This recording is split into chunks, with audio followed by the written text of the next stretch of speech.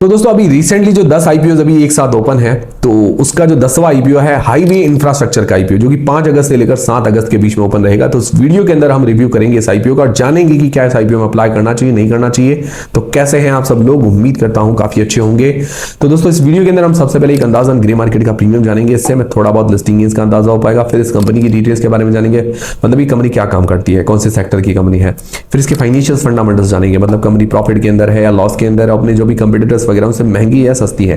फिर इस आईपीओ की डिटेल्स के बारे में जानेंगे। अंत में हम जानेंगे कि क्या इस आईपीओ में अप्लाई करना चाहिए, नहीं करना चाहिए, और करें तो लिस्टिंग गेन्स के हिसाब से या लॉन्ग टर्म के हिसाब से। सारी चीजें हम क्लियर करेंगे इस वीडियो के अंदर। और दोस्तों सारी चीजें मैं क्लियर करूंगा, डिसीजन आपको अपनी रिस्क, अपना एनालिसिस लगा के बनाना है। हमारी तरफ से कोई भी अप्लाई करने नहीं करने का डिसीजन नहीं है, जो भी डिसीजन है वो आपका होगा। और टेलीग्राम, इंस्टाग्राम फ्री में डीमेट अकाउंट सबकी लिंक डिस्क्रिप्शन के अंदर ज्वाइन करके रख लीजिए। ऑफिशियल यूट्यूब चैनल से ही ज्वाइन कीजिए, क्योंकि आपके साथ फ्रॉड भी हो सकता है। बहुत सारे फ्रॉड और फैक्ट चैनल्स बने हुए हैं। सबसे पहली चीज जीएमबी ग्रे मार्केट का प्रीमियम लगभग 35% के आसपास बता रहा है, 25 रुपए पर शेयर। डिमांड शानदार बता रही है। और अभी दूसरा एक आईपीओ आदित्य इन्फोटेक, उनकी डिमांड लगभग सिमिलर आपके आसपास कह सकते हैं। तो डिमांड इसकी क्यों बन रही है अभी देखते हैं आगे। और बाकी एंकर लिस्ट वगैरह के बारे में बाद में डिस्कशन करेंगे जब इसकी एंकर लिस्ट वगैरह आ जाएगी। फिर इस कंपनी की डिटेल्स के बारे में जानते हैं, मतलब ये कंपनी काम क्या करती है। तो कंपनी जो है 1995 के अंदर इनकॉर्पोरेट हुई थी। करीब 30 साल हो गए हैं अपने ही सेक्टर के अंदर। कंपनी क्या करती है, कंपनी करती है कंस्ट्रक्शन, मेंटेनेंस वगैरह का काम करती है। ईपीसी आप कंपनी बोल सकते हैं, इंजीनियरिंग, प्रोक्योरमेंट और कंस्ट्रक्शन। तो ये जो specially road, highway, bridges, residential projects, real estate projects के ऊपर काम करती है। और इस कंपनी में एक खास बात ये है कि टोलवे कलेक्शन होता है। जो रोड पे चलते हैं तो टोल वगैरह होता है, तो वो टोलवे कलेक्शन जो होता है वो ये कंपनी काम करती है, इसको ठेका हुआ मिला हुआ है। और आजकल जो नंबर प्लेट सीधा, मतलब एक तो फास्टैग आता है, नंबर प्लेट से सीधा ही टोल कट जाता है। तो वन ऑफ द फ्यू, मतलब जो टोल कलेक्शन वाले जो भी ठेकेदार हैं उनमें से एक ये भी है, ANPR, automatic number plate recognization. सीधा नंबर प्लेट को स्कैन कर लेगा और टोल कट जाएगा। तो ये 24 टोलवे प्रोजेक्ट्स जो है कंप्लीट कर चुका है, 7 ऑनगोइंग है। और ईपीसी प्रोजेक्ट्स जो ये ब्रिजेस, रेलवे और रोड के जो प्रोजेक्ट्स होते हैं 63 कंप्लीट कर चुका है और 20 अभी ऑनगोइंग है, 20। और रियल एस्टेट का भी काम है। ओवरऑल ये सेक्टर जो है हालांकि कॉम्पिटिटिव है और डिमांडिंग सेक्टर भी है, बट ये स्पेशल एक चीज करता है कि टोलवे कलेक्शन, तो ये थोड़ा इसको यूनिक बना देता है। और मुझे लगता है हो सकता है इस कारण थोड़ी बहुत डिमांड इसकी बन रही होगी। एक्चुअली में क्यों बन रही है वो तो मुझे पता नहीं है। और दोस्तों मैं आपको कहता भी हूं, कोई भी आईपीओ में अप्लाई करने से पहले आपका टारगेट फिक्स होना चाहिए, या लॉन्ग टर्म या शॉर्ट टर्म। तो अगर आप एक शॉर्ट टर्म ट्रेडर है तो आपको चाहिए इनसाइट्स, स्पीड और रिलायबिलिटी। तो इसके लिए ब्लिंकएक्स एक एफिशिएंट ट्रेडिंग प्लेटफॉर्म है जो आपको देता है जीरो ब्रोकरेज ट्रेडिंग के साथ साथ पावरफुल फीचर्स, जिससे आपकी ट्रेडिंग अफोर्डेबल ही नहीं स्मार्ट भी बन सके। और नए यूजर्स के लिए ब्लिंकएक्स का 2 महीने का जीरो ब्रोकरेज प्लान बिल्कुल फ्री है। इस प्लान के अंदर आप equity delivery, NSE FNO, currency trading, intraday, IPO, इनमें बिना किसी चार्ज के ट्रेड कर सकते हैं पूरे 2 महीने तक, बिना किसी हिडन चार्जेस के। और अगर आप एक ऑप्शन ट्रेडर हैं तो ब्लिंकएक्स का फ्लैश ट्रेड, ये फीचर आपके लिए गेम चेंजर बन सकता है। ये feature ATM, at the money, highest open interest और मोस्ट ट्रेडेड कॉन्ट्रैक्ट के बेसिस पर टॉप 5 ऑप्शंस को फिल्टर करता है, जिससे आप एक ही क्लिक के अंदर ट्रेड कर सकते हैं, ना एक्स्ट्रा एफर्ट ना टाइम वेस्टेज। और सबसे अच्छी बात है, ब्लिंकएक्स पर मिलती है फ्री रिसर्च कॉल्स, जहां एक्सपर्ट्स आपको गाइड करते हैं कि किस स्टॉक में एंट्री करें और कब एग्जिट करनी चाहिए, तो आप ब्लाइंडली नहीं डाटा बैक्ड डिसीजन ले पाओ।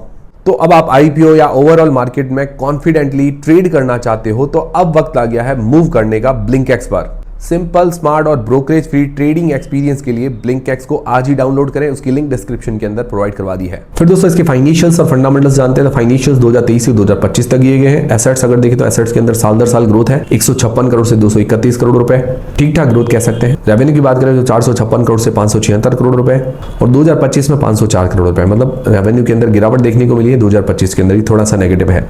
प्रॉफिट आफ्टर टैक्स 13.80 करोड़ से 22.4 करोड़ रुपए के आसपास हुआ है, मतलब प्रॉफिट के अंदर ग्रोथ है। प्रॉफिट मार्जिन अगर निकाले तो 3% के आसपास 2023 के अंदर, और 2024 के अंदर 3.7% और 2025 के अंदर 4.4%। फिर बात करें एबिटा की, एबिटा के अंदर उतार चढ़ाव देखने को मिल रहा है। फिर इसकी नेट वर्थ बड़ी है। रिजर्व्स इसके हाथ में 83.9 करोड़ रुपए के हैं। बोरोइंग्स है 71.8 करोड़ रुपए की। हालांकि आईपीओ से कोई भी उधारी वगैरह नहीं चुका रही है। और डेट टू इक्विटी रेशियो 0.6 का है, ठीक है, मतलब इतना ज्यादा भी नहीं है, बैलेंस कह सकते हैं। और जनरली कंस्ट्रक्शन कंपनीज वगैरह पर थोड़ा बहुत डेट होता भी है। ROE 19%, ROC 16.5%, ठीक है, बढ़िया। और उसका P price to earnings ratio 18 का। अदर कंपटीटर्स का पी है 14 से लेकर 44 के बीच में। तो ये फेस वैल्यू 5 रुपए पर आ रहा है। वैल्यूएशंस ओके ओके कह सकते हैं। बाकी इसका प्राइस पॉइंट काफी अट्रैक्टिव है। तो कंपनी फाइनेंशियली ठीक है, बाकी रेवेन्यू वगैरह के अंदर थोड़ा फोकस करना पड़ेगा। एबिटा पर मतलब जो कंटिन्यू ग्रोथ है इस पर फोकस करना पड़ेगा, क्योंकि रेवेन्यू में थोड़ा गिरावट देखने को मिली है 2025 के अंदर, और थोड़ा डेट पर भी फोकस करना पड़ेगा। बाकी ओवरऑल ठीक है, बैलेंस्ड कंपनी है, खराब नहीं है। बाकी फंडामेंटली देखें या वैल्यूएशंस देखें भी तो भी ठीक है। फिर इस आईपीओ की डिटेल्स के बारे में बात करें तो 5 से लेकर 7 अगस्त के बीच में ये आईपीओ ओपन रहेगा। फेस वैल्यू 5 रुपए पर आ रहा है। प्राइस बैंड बहुत ही अट्रैक्टिव है, 65 से लेकर 70 रुपए के बीच में 211 शेयर्स का लॉट है। काफी अट्रैक्टिव प्राइस बैंड है। इश्यू साइज है 130 करोड़ रुपए का, छोटा इश्यू साइज है। फ्रेश इश्यू है 97.5 करोड़ रुपए के। ओएफएस है 32.4 करोड़ रुपए के।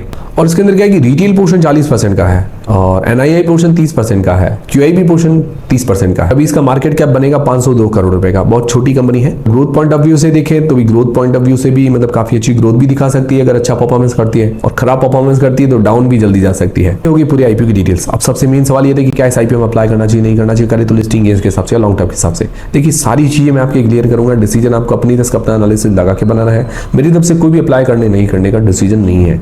जो भी डिसीजन होगा आपका खुद का होगा। और टेलीग्राम, इंस्टाग्राम फ्री में डीमेट अकाउंट सबके लिंक डिस्क्रिप्शन के अंदर है। ऑफिशियल यूट्यूब चैनल से ही ज्वाइन कीजिए। तो सबसे पहले जो लोग लिस्टिंग गेन्स के हिसाब से अप्लाई करना चाहते हैं तो जनरली हम हमारे 4 पैरामीटर्स देखते हैं, नॉलेज, जैज या जैज पैरामीटर्स। पहले जीएमपी देखते हैं। जीएमपी वैसे एक अंदाजा होता है बट एजुकेशन पर्पस के लिए जान लेते हैं। तो जीएमपी अच्छी बता दी अभी 30% से ऊपर है, तो यहाँ पर मैं पूरा 1 पॉइंट देना चाहूंगा। वैल्यूएशंस इतने ज्यादा महंगी भी नहीं है ना ज्यादा सस्ती है।